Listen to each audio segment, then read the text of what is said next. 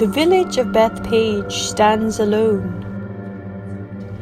The village of Bethpage is quieter than the flowing of a river bend. The village of Bethpage houses a fiddler whose audience has slowly departed.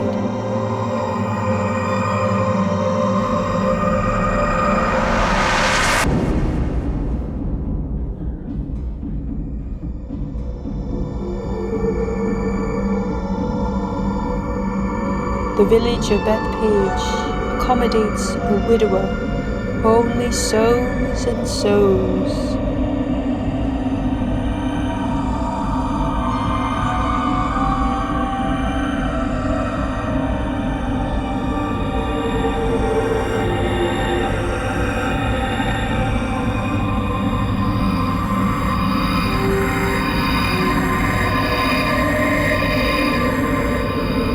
The village of Bethpage remains isolated, a distant memory of old times.